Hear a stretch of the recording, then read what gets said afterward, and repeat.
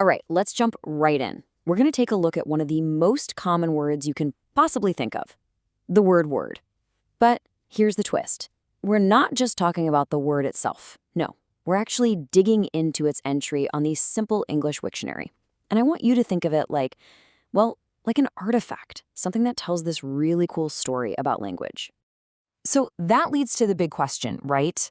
The whole point of this explainer, what actually makes a word basic?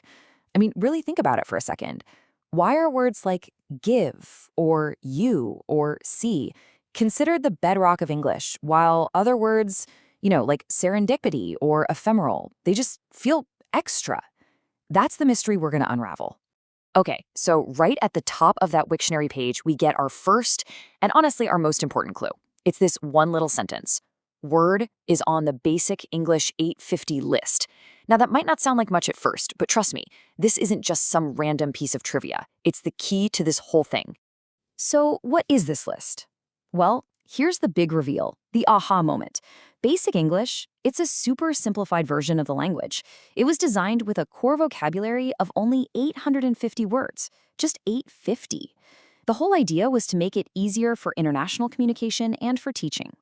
So the fact that our word, made it onto this super exclusive list, that tells you it's not just important, it's absolutely essential. So to really get why it made the cut, we got to look at the evidence, right?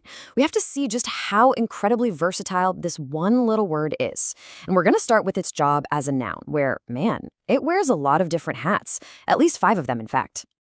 I mean, just look at the range here. It's wild.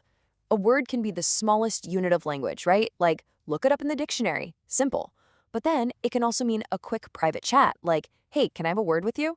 Or it can be this huge binding promise, like when someone says, you have my word. It can even mean news or the Bible.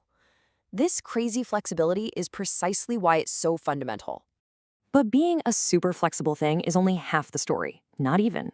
See, the really crucial part is that word isn't just a noun. It's also an action. It's a verb. And this ability to shapeshift from an object into a process, well, that's what gives it a whole other level of power. So, okay, let's put it into action. What does it even mean to word something?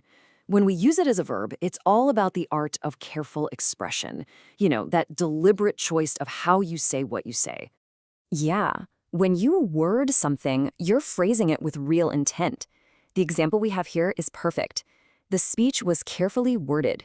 See? That tells you it's not just about talking, it's about crafting a message. It's a verb that's all about precision. Okay, I'm just going to throw a number at you. 95. Seems totally random at first, right? But what on earth could 95 have to do with our little investigation into the word word? Well, get this. 95 represents the sheer global reach of this concept. The idea of a word is so basic, so fundamental to how we communicate as people, that Wiktionary has an entry for it in 95 different languages. Think about that. From Spanish to Japanese, from Russian to Kiswahili, it's a universal building block for human connection. So let's bring it all home. What's the big takeaway here? Why is word on that basic English list? It's not because it's complicated. It's the exact opposite. It's a powerhouse of simplicity. It's a noun that does a ton of different jobs. It's a verb for being precise. And it's an idea that pretty much everyone on the planet understands. And that's why it matters. Having a toolkit of powerful, simple words like this one is how we build bridges of understanding with anyone, anywhere. I mean, just think about this one simple phrase from the entry. You have my word for it. It's just a few basic words strung together, but wow, it carries so much weight, doesn't it? It communicates trust, a promise, integrity. That right there is the definition of powerful, simple language in action. And so that leaves us with one final thought to chew on. We've spent this whole time unpacking the hidden power of just one simple word. So I'll leave you with this question to think about. What's the most powerful, simple word that you know?